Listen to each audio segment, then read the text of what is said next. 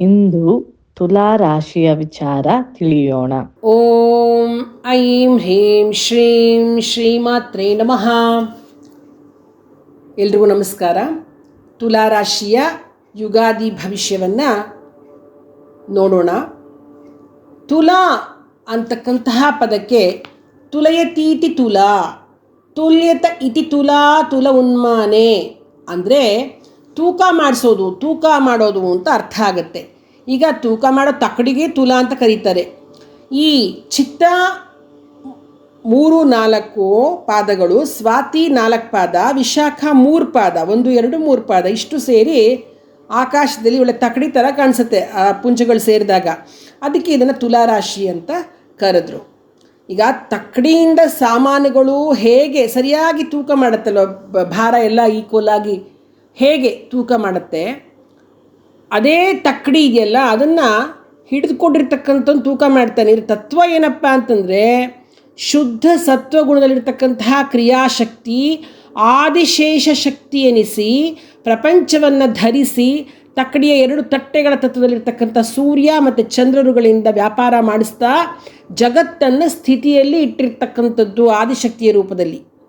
ಇದರಂತೆ ಮನುಷ್ಯ ದೇಹದಲ್ಲೂ ಕೂಡ ಈ ಈಶ್ವರಿ ಶಕ್ತಿ ಇದೆಯಲ್ಲ, ಅದು ದೇಹವನ್ನು ಸೃಷ್ಟಿಸಿ ದೇಹದ ವ್ಯಾಪಾರವನ್ನು ನಡೆಸಲಿಕ್ಕೆ ಸರ್ಪಾಕಾರವಾಗಿರ್ತಕ್ಕಂಥ ಕುಂಡಲಿನಿ ಶಕ್ತಿ ಎನಿಸಿ ಮನುಷ್ಯನಿರ್ತಕ್ಕಂಥ ಮೂಲಾಧಾರ ಚಕ್ರದಲ್ಲಿ ಅವಳು ಅಮ್ಮನವರು ವಾಸ ಮಾಡಿರ್ತಾಳೆ. ಇವಳು ತಕ್ಕಡಿಯ 2 ಕಡೆಗಳಲ್ಲಿರ್ತಕ್ಕಂತಹ ತೂಕ ಮಾಡುವ ಸಾಮಾನುಗಳಲ್ಲಿರ್ತಕ್ಕಂಥ ತಟ್ಟೆಗಳ ತತ್ವ. ನಮ್ಮ ದೇಹದಲ್ಲಿ ಬಲಗಡೆ ಇರತಕ್ಕಂಥ ಸೂರ್ಯನಾಡಿ, ಎಡಗಡೆ ಇರತಕ್ಕಂತಹ ಚಂದ್ರನಾಡಿಗಳಾಗಿವೆ. ಈ 2 ನಾಡಿಗಳ ಮೂಲಕ ವಾಯುವು ಶ್ವಾಸೋಚ್ಛ್ವಾಸ ರೂಪವಾಗಿ 2 ಮೂಗಿನ ಹೊಳ್ಳೆಗಳಿಂದ ಹೊರಕ್ಕೆ ಬರ್ತಕ್ಕಂಥ ಮತ್ತು ಒಳಕ್ಕೆ ಹೋಗ್ತಕ್ಕಂಥ ಕೆಲಸ ಮಾಡ್ತಕ್ಕಂಥದ್ದು. ಈ ವ್ಯಾಪಾರ ನಡೀತಾ ಇರೋರಿಗೆ ರಜೋಗುಣ ತಮೋಗುಣ ಉಪಾಧಿಗಳನ್ನು ನಿವೃತ್ತಿ ಮಾಡಲಿಕ್ಕೆ ಸಾಧ್ಯವೇ ಇಲ್ಲ. ದೇಹ ಈ ವ್ಯಾಪಾರವನ್ನು ನಿಲ್ಲಿಸಿ ಕುಂಡಲಿನಿ ಶಕ್ತಿಯನ್ನು ಜಾಗೃತ ಮಾಡಿಸಿ ಸುಷುಮ್ನಾ ನಾಡಿಯಲ್ಲಿ ಪ್ರವೇಶ ಮಾಡ್ತಕ್ಕಂಥ ಹಾಗೆ ಮಾಡಬೇಕು. ಹೀಗಾಗಿ ಶ್ವಾಸೋಚ್ಛ್ವಾಸ ಏನಿದೆ, ಉಚ್ಛ್ವಾಸ ನಿಶ್ವಾಸ ಇದೆಯಲ್ಲ, ಆ ಉಚ್ಛ್ವಾಸ ಹಕಾರದಿಂದ, ನಿಶ್ವಾಸ ಸಕಾರದಿಂದ ಹಂಸ ಅಂತ ಕರೀತಾರೆ. ಇದು ದೇಹ ವ್ಯಾಪಾರ.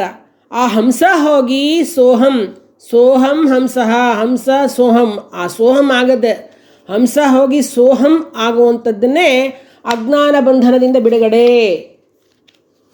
ಅದೇ ನಾನು ಅಂತಕ್ಕಂಥ ಅಹಂ ಬ್ರಹ್ಮಾಸ್ಮಿ ಈ ಉಪನಿಷತ್ತಲ್ಲಿ ಹೇಳುವ ಹಾಗೆ ಆಗಬೇಕು.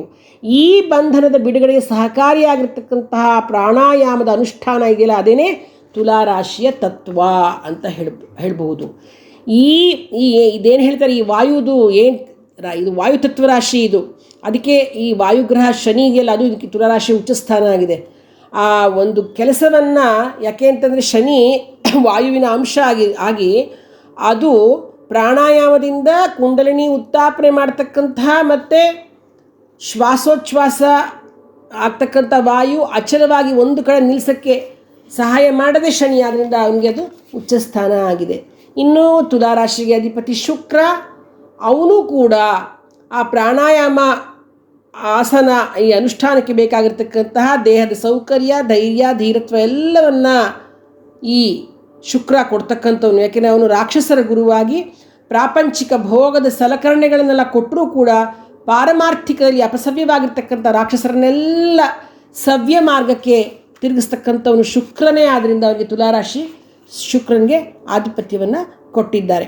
ಇನ್ನು ನಾನು ಹೇಳ್ದಂಗೆ ತುಲಾ ವಾಯುತತ್ವಕ್ಕೆ ಸಂಬಂಧಿಸತಕ್ಕಂಥ ರಾಶಿ. ಆದ್ದರಿಂದ ವ್ಯಕ್ತಿ ಬಹಳ ಬುದ್ಧಿವಂತನಾಗಿರ್ತಾನೆ. ಅವನದು ಯೋಚನೆ ಇದೆಯಲ್ಲ, ಅವನು ಯೋಚನೆ ಮಾಡ್ತಕ್ಕಂಥದ್ದು, ಆ ಥಿಂಕಿಂಗ್ ಅದು ಭಾಳ ಪರಿಪಕ್ವವಾಗಿರುತ್ತೆ. ಸರಿಯಾದ ಒಂದು ಅಂತರ್ದೃಷ್ಟಿ ಉಳ್ಳವನೂ ಆಗಿರ್ತಾನೆ, ಜಾಣ ಆಗಿರ್ತಾನೆ. ಹೀಗಾಗಿ ತುಲಾರಾಶಿ ವಾಯುತತ್ವಕ್ಕೆ ಸಂಬಂಧಪಟ್ಟಿರ್ತಕ್ಕಂತಹ ರಾಶಿಯಾಗಿದೆ. ಇನ್ನು ಈ ತುಲಾರಾಶಿ ಈ ಬಾರಿ ಅವರ ಒಂದು ಭವಿಷ್ಯವನ್ನು, ಯುಗಾದಿ ಭವಿಷ್ಯವನ್ನು ನೋಡಿದಾಗ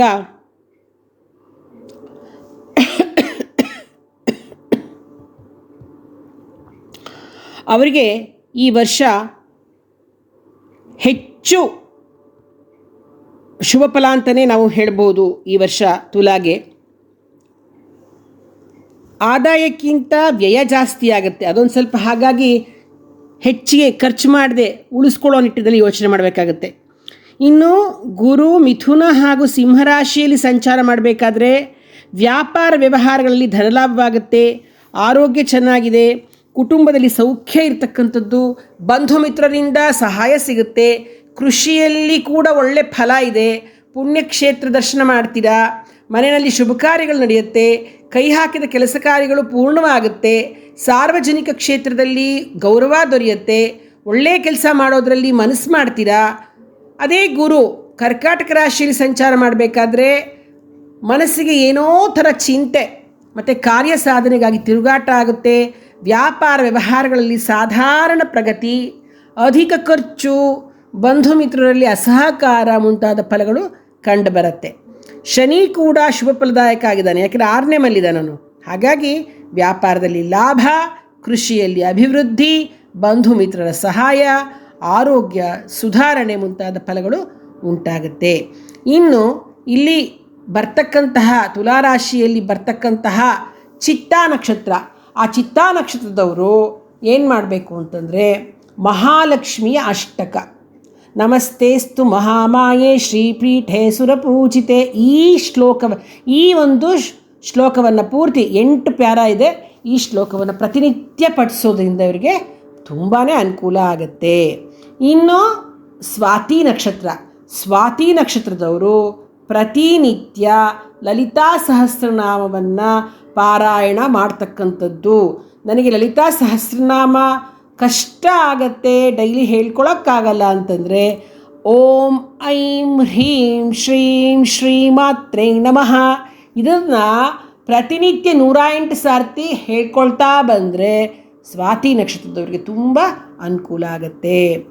ಇನ್ನು ವಿಶಾಖ ನಕ್ಷತ್ರದವರು ಮೇಧಾ ಸೂಕ್ತವನ್ನು ಪ್ರತಿನಿತ್ಯ ಪಠಿಸೋದ್ರಿಂದ ಅವರ ಬುದ್ಧಿಶಕ್ತಿ, ಅವರಿಗೆ ಧೀಶಕ್ತಿ ಎಲ್ಲವೂ ಹೆಚ್ಚುತ್ತೆ, ಪರಿಹಾರ ಕಂಡುಕೊಳ್ಬಹುದು. ಧನ್ಯವಾದಗಳು.